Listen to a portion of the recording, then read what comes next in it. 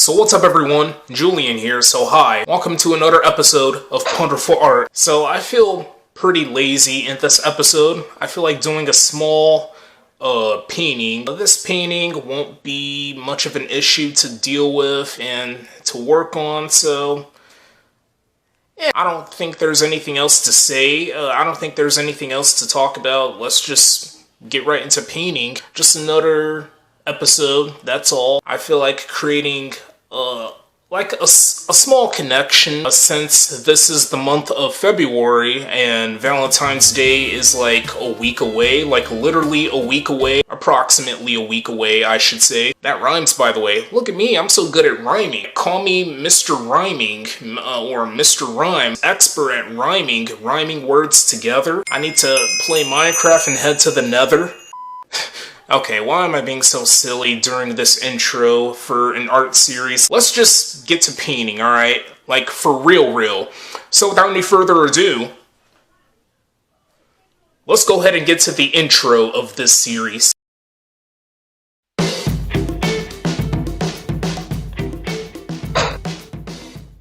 It's time for some Punderful art. Let's go ahead and start. I actually don't have a problem with simplicity over complexity. Sometimes we do accept complexity over simplicity in a way to experience a challenge or to like have us feel like awe. You get what I'm trying to say, guys? And simplicity, on the other hand, we don't always feel comfortable about simplicity because it symbolizes laziness. I guess simplicity also symbolizes timeless, which is really a good thing about simplicity. Like we see a lot of simplicity, like for like commerce, education, or like art and all that stuff. Like the different like maybe genre, is that even the right word? Like the different categories for simplicity and complexity. And the painting that you're seeing right now, guys, is a really simple painting. It's an example of simplicity. It doesn't involve working really hard. I'm not trying to work that tremendously hard whenever I do art. I like to go back and forth, I guess, with my artwork. Sticking with complexity over simplicity at one point, and then at one point I would jump to simplicity over complexity. I like to stick with that type of pattern, but maybe that pattern wouldn't be like nice and perfect, and complexity and simplicity aren't always perfect. I think both simplicity and complexity make an impact, but their impacts are not always equal or the same, you know? Like it depends on our mood. Like if we have that energy to do this or that, and then we stick with one of those things, and then that's that. I actually support both complexity and simplicity. I like to do one for one period, and then for the other period, I know I had said this a little bit earlier, I stick with the different period, so I do this simplicity over this complexity, and then it's the other way, the opposite, and so on and so forth. You guys are probably like, why are you talking so much about complexity and simplicity? Well, here's your answer.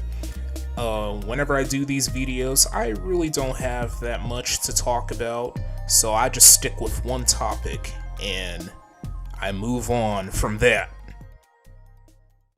Okay guys, here is another painting we did for another episode of Punderful Art. This simple painting is like 95% dry. I had to let it dry for a few minutes, so this is supposed to be a poker card. We got the lines, we got one of the poker symbols, the heart. I was gonna include like something else besides the heart, but I wanted to include something, a shape that's gonna really like assemble what's gonna happen like the following week or next week, which is obviously Valentine's Day, the holiday we're approaching slowly. I decided to stick with the hearts for these corners here. This is supposed to be the Joker in the middle. I decided to add the black outlines for each of these ends of the Joker's hat, so that way like the yellow circles